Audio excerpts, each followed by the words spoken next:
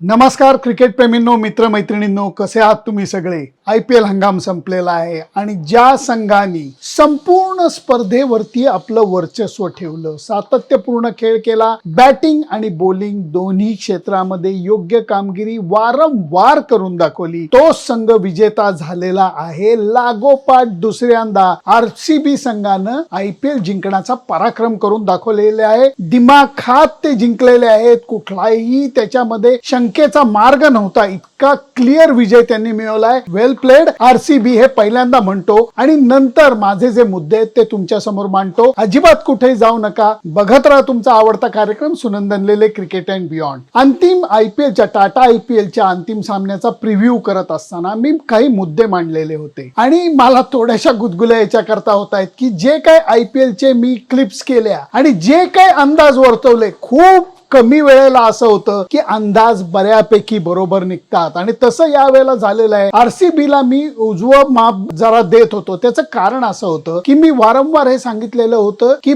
फलंदाजीमध्ये त्यांच्या डेप्थ आहे, बॉलिंग मध्ये धार आहे आणि जर त्यांच्या विरुद्ध मोठ्या धावा केल्या तरच ते अडचणीत येतील, नाहीतर RCBला थांबवणं हे केवळ अशक्य आहे. हे मी वारंवार सांगितलेलं होतं. गुजरात समोर तोच एक पर्याय होता की जोश हेझलवूड आणि भुवनेश्वर कुमार यांना ते कसे सामोरं जात आहेत. पहिल्यांदा बॅटिंग न करण्याचा निर्णय RCBने केला. त्यांनी बॉलिंगला संधी दिली आपल्या बॉलर्सना आणि गिल आणि साई सुदर्शन यांच्या समोर एकच पर्याय होता की बिनधास्त बेधडक खेळ करायचा. मोठा धाव फलक जर का उभारायचा असला तर पहिल्या 6 ओव्हरमध्ये दणकून आक्रमण करायचं प्रयत्न त्यांनी तो केला. पहिल्या 2 ओव्हरमध्ये काहीतरी 20-22 धावा झाल्या सुद्धा होत्या. गिल आणि साई सुदर्शननी काही कडक बाउंड्रीज मारलेल्या होत्या, आशा वाढलेल्या होत्या, परंतु त्याच वेळेला गिलनी घाई केली. T20 मध्ये ही घाई म्हणजे एकदम मोठी चूक वाटत नाही, कारण सगळ्यांनाच तो धोका पत्करूनच खेळायला लागतं. सावध, नजर बसल्या नंतर आपण आक्रमण करू वगैरे असे बचावात्मक विचार करून अजिबात चालत नाही. आणि जोश हेझलवूडला मारत असताना फटका मारायच्या प्रयत्नामध्ये गिल आउट झाला. त्याच्यानंतर साई सुदर्शन आउट झाला. एक पाठोपाठ एक फलंदाज हे गुजरात टायटन्सचे आउट होत राहिले आणि त्याच्यामध्ये कृणाल पंड्यानी अत्यंत हुशारीने जोस बटलरची ज्या पद्धतीने स्टंपिंगची विकेट काढली, अप्रतिम. म्हणजे हा सगळा प्रकार काय दिसतो की तुम्ही विचार जो करता तो तुम्हाला एक्झिक्यूट करता येतो, हे त्याच्यातनं दिसलं. जोश हेझलवूडच्या बॉलिंग मधनं ते दिसलं. भुवनेश्वर कुमार तर या संपूर्ण सिरीज मध्ये आउटस्टँडिंग राहिलेला आहे. त्यामुळे ज्या वेळेला तळामध्ये म्हणजे तळातल्या फलंदाजांना हाताशी घेऊन वॉशिंग्टन सुंदरने अर्धशतक केलं म्हणून 155चा धावफलक तरी GTला उभारता आला. हा धावफलक पुरेसा नव्हता, हे मी तुम्हाला अगदी प्रामाणिकपणे सांगतो आणि तुम्हालाही त्याचा अंदाज आलेला असेल, कारण RCBची बॅटिंग इतकी तगडी आहे की त्यांना भीती दाखवणारा हा धावफलक असू शकत नाही. सुरुवातीला काही अत्यंत धोकेबाज फटके हे खेळले गेले, ज्याच्यामध्ये व्यंकटेश अय्यरनी अगदी म्हणजे त्याच्या पायाला काहीतरी दुखापत झाली होती आणि तो मारत सुटलेला होता. कसाही करून तो बॉल मारायचा एवढंच त्याच्या डोक्यामध्ये होतं आणि त्याच्या एक्झॅक्टली उलट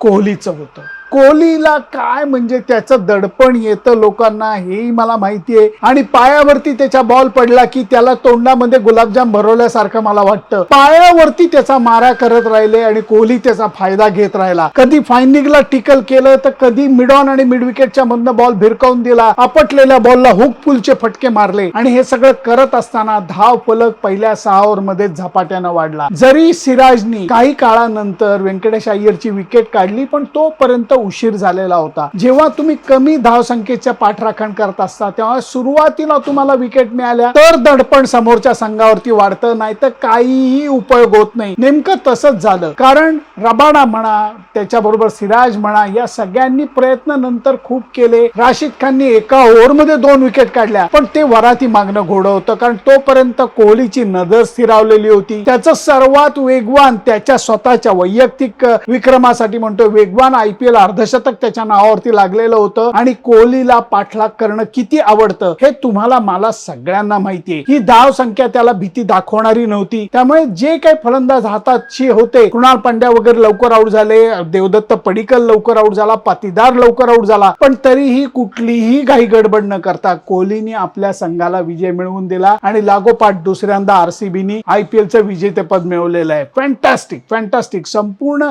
या स्पर्धेमध्ये त्यांची बॅटिंग बॉलिंग फिल्डिंगचं एक व्यवस्थित मिश्रण झालेलं दिसलं.